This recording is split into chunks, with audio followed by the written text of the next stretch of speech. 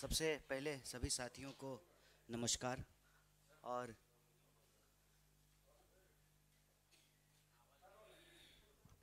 सबसे पहले सभी साथियों को नमस्कार। और मैं माफ़ी चाहता हूँ, थोड़ी देरी से आया हूँ। जैसा कि आप सब जानते हैं कि गणतंत्र दिवस की तैयारियां हो रही हैं, इस वजह से यहाँ आने के सारे रास्ते जो है बंद थे, तो मैं देरी के लिए माफ़ी चाहता हूँ। और अब बिना किसी देरी के सीधे आप लोगों से कुछ बात करनी है। सबसे अव्वल तो ये कि आप सब जानते हैं कि आज की जो प्रेस वार्ता है मुख्य रूप से दो बिंदुओं पर चर्चा करने के लिए बुलाई गई है। सबसे पहली बात तो ये कि भारत जोड़ो न्याय यात्रा का आज 11वां दिन है, 10 दिन पूरे हो गए हैं। और लगभग जो हमारे पूर्वोत्तर के सभी राज्य हैं, सभी राज्यों को भारत जोड़ो न्याय यात्रा कवर करते हुए हम अब आसाम से बंगाल की तरफ बढ़ रहे हैं। तो इस जो भारत जोड़ो न्याय यात्रा को लेकर के अक्सर आप में से कई साथियों का यह सवाल रहता था कि किस लिए आप लोग भारत जोड़ो न्याय यात्रा कर रहे हैं और किस तरह के अन्याय से जो है आप न्याय चाहते हैं। शुरू से हम लोग कह रहे थे कि इस देश में सामाजिक, आर्थिक और राजनीतिक न्याय की पुनर्स्थापना के लिए यह भारत जोड़ो न्याय यात्रा हो रही है। और कल गुवाहाटी के बाद जब हमारी यात्रा आगे बढ़ी तो हमारे नेता श्री राहुल गांधी जी ने प्रेस वार्ता के माध्यम से देश के सामने ये रखा कि इस देश को मौजूदा हालात में 5 तरह के न्याय की ज़रूरत है। और ये जो 5 तरह के न्याय हैं, जिसमें भागीदारी का न्याय, नारी का न्याय, युवाओं का न्याय, किसानों का न्याय और श्रमिकों का न्याय शामिल है। यह जो 5 तरह के न्याय हैं, इस न्याय को सुनिश्चित करने के पश्चात ही, इस न्याय की पुनर्स्थापना से ही इस देश को शक्ति मिलेगी, इस देश को ताकत मिलेगी। तो यह जो 5 तरह के न्याय हैं और इस न्याय के बारे में आप लोगों से बात करने के लिए हम यहाँ उपस्थित हैं। सबसे पहले तो आप सब जानते हैं, भारतीय संस्कृति की परंपरा में, इतिहास में हमेशा यह बात कहा गया है कि 5 तत्वों के मिलने से शरीर का निर्माण हुआ है। और 5 तत्व जो हैं, जिस तरह से शरीर का निर्माण करते हैं, उसी तरह से 5 तरह के न्याय की स्थापना करने से हमारा देश शक्तिशाली होगा, समाज शक्तिशाली होगा। और यह जो 5 तरह के न्याय हैं, ये स्तंभ हैं हमारे शक्तिशाली राष्ट्र का, हमारे शक्तिशाली देश का और समतामूलक समाज की स्थापना के लिए। यह जो पांचों न्याय के बारे में बात की जा रही है, उसको लेकर के बार बार अपने विभिन्न माध्यमों से हमारी पार्टी भारतीय राष्ट्रीय कांग्रेस ने देश के सामने ये रखने का प्रयास किया है कि हमारी देश की बहुसंख्यक आबादी आज भी न्याय की संपूर्ण स्थापना से कहीं ना कहीं बाहर है। इसीलिए यह जो भागीदारी का न्याय है, उसमें हम जोर दे करके ये कह रहे हैं कि सबको गिनो, जातिवाद छोड़ो, भारत जोड़ो। सबको गिनना, सामाजिक, आर्थिक, राजनीतिक जो स्थिति है समाज की, उसमें लोगों का सर्वे करना। और आप सब जानते हैं कि भारत में जो हर 10 साल में जनगणना होनी थी, वो भी नहीं हुआ है। वो 2021 में होना था, लेकिन वो जनगणना हुई नहीं है। 2011 में जो जाति जनगणना हुई, सामाजिक आर्थिक जो सर्वे हुआ, उसकी रिपोर्ट भी सरकार के द्वारा जारी नहीं किया गया है। तो बार बार श्री राहुल गांधी और हमारी पार्टी भारतीय राष्ट्रीय कांग्रेस इस सवाल को उठाती रही कि लोगों की भागीदारी सुनिश्चित करनी पड़ेगी, चाहे वो नौकरी का क्षेत्र हो, चाहे वो आर्थिक क्षेत्र हो, सामाजिक क्षेत्र हो, राजनीतिक क्षेत्र हो, सबकी भागीदारी सुनिश्चित करनी है। और इसका ये कतई मतलब नहीं है कि किसी को का छीन करके किसी को देना है। मतलब जिसको नहीं मिला है उस तक न्याय पहुंचाने की वकालत कर रहे हैं। इसको हम भागीदारी की न्याय के तहत देख रहे हैं। दूसरा जो युवाओं का न्याय है, आप सब जानते हैं कि देश में 45 सालों में आज सबसे ज़्यादा बेरोजगारी है। आए दिन जो है नौकरियों के बारे में यह सुनने को मिलता है कि कितने लोगों को नौकरी से निकाल दिया गया है, कितने बेरोजगार युवा जो है वो बैठे हुए हैं, लाखों पद जो हैं वो रिक्त पड़े हुए हैं सरकारी क्षेत्र में। आप अगर सेंट्रल गवर्नमेंट के अंतर्गत जो नौकरियां हैं उनको भी देख लें तो लाखों नौजवानों को नौकरियां नहीं मिल रही है। तो युवाओं को न्याय देने का तात्पर्य यह है कि जो रिक्तियां हैं उसको भरा जाए। और जहाँ कहीं भी वैकेंसी आती है तो यह सुनने को मिलता है कि पेपर लीक हो गया है। तो पेपर लीक जैसी गड़बड़ियों, जो नौकरी देने में जो प्रशासनिक चूक होती है उस पर रोक लगाई जाए, सबको जो है रोजगार का अधिकार मिले, और जो बेकारी का अन्याय है, इस बेकारी के अन्याय से युवाओं को रोजगार दे करके न्याय की स्थापना करनी है। तीसरा जो न्याय है वो है नारी का न्याय। नारी के न्याय के बारे में आप जानते हैं कि कुछ मिनटों में ही हमारे देश में कहीं ना कहीं नारी के खिलाफ कोई ना कोई अपराध होता है, बलात्कार की घटना होती है। तो नारी भी समाज की आधी आबादी है। हम लोग अक्सर ये कहते हैं कि आधी आबादी पूरा हक।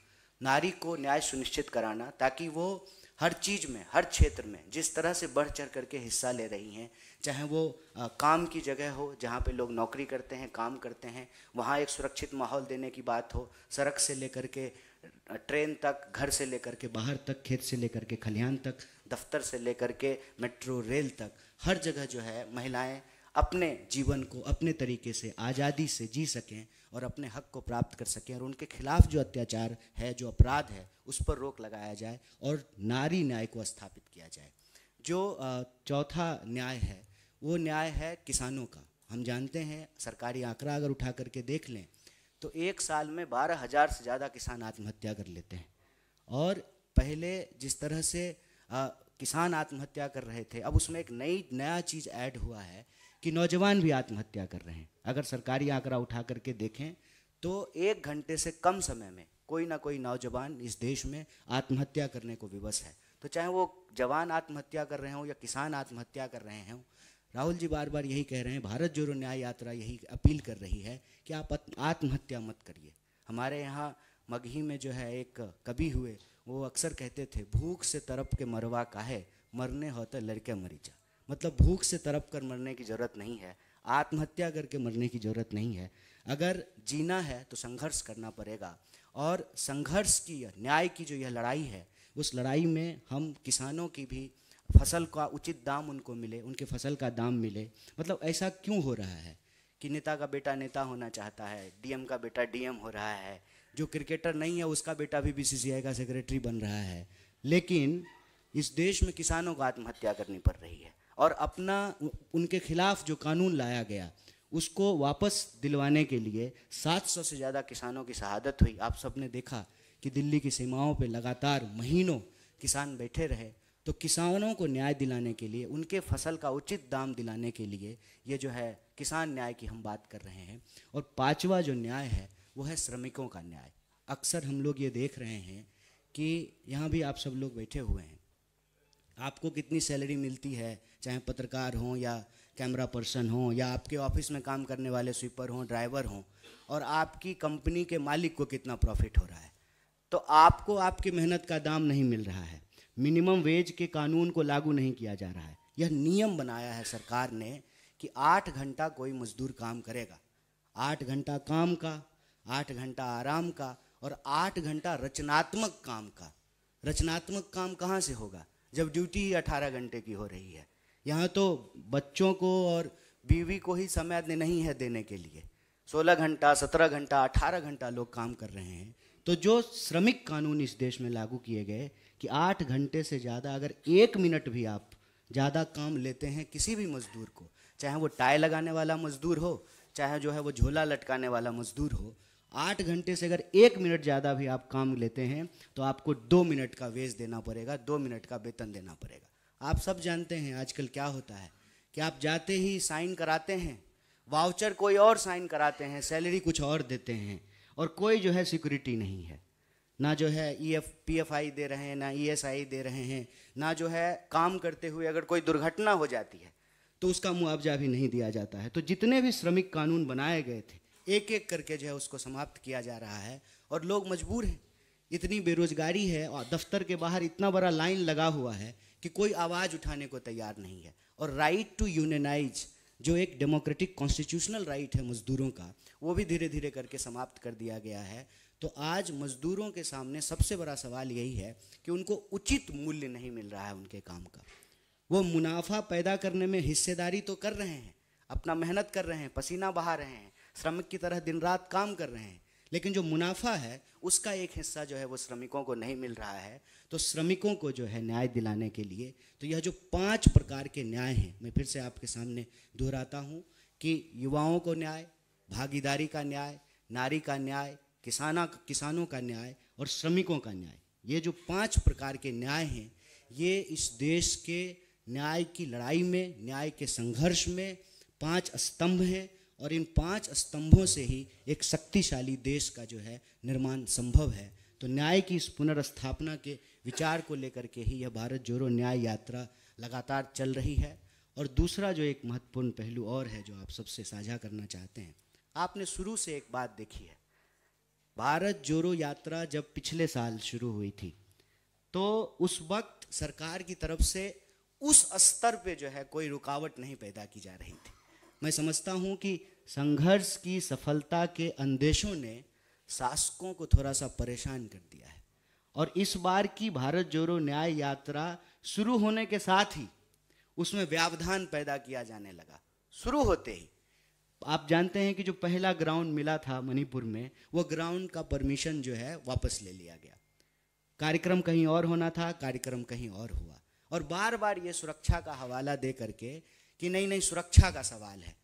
अरे देश के जब किसान सुरक्षित नहीं है, जवान सुरक्षित नहीं है, श्रमिक सुरक्षित नहीं है, महिलाएं सुरक्षित नहीं हैं, तो हम सुरक्षित होकर के क्या करेंगे?